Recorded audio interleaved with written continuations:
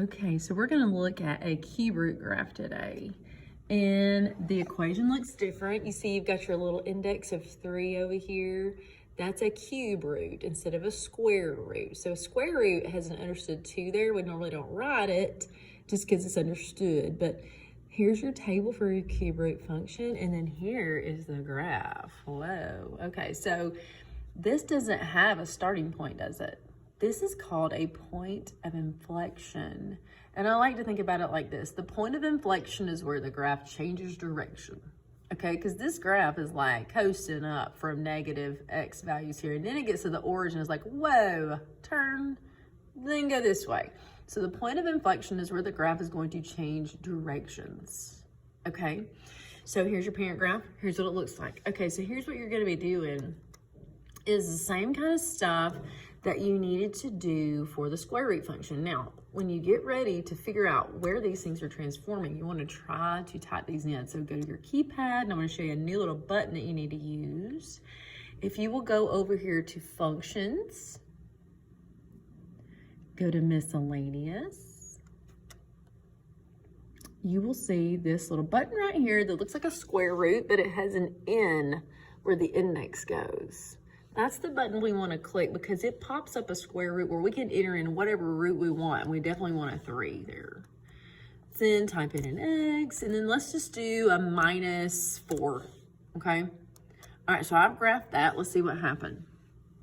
Oh, the point of inflection that was at 0, 0 is now down at 0, -4. So how did this graph move? It went down 4 units. So very similarly, the way that a square root, if you have a -4 outside the function, it scoots it down. The same transformation rules hold true for a cube root graph. Okay, so here's the thing. When you get ready to start sketching these things out, we are going to be shifting around the point of inflection, similar to the way we did square root functions to where this was our starting point. We move around the point of inflection on a cube root graph, because this thing is always going to have the same sort of shape, but this point of inflection is an important piece of that graph. And it's, like I said, where the graph changes direction. So that is kind of like our hinge for all of these things. So when we talk about transformations, that is the point we are shifting around. Okay, so if we made this a, let's say, a +1 outside, where do you think it's going to go? It should shift up 1, right? What if I make it a little bit different and put another number under here? So that +2 should shift our function left 2 according to our previous rules and up 1. Well, what's moving left 2 up 1? The point of inflection. So let's see where it went. It was here at 0, 0. And it looks to me like it did go left 1 unit. Let's move in just a tad. Left 1 unit and, left 2 units and up 1. So there's our new point of inflection, okay?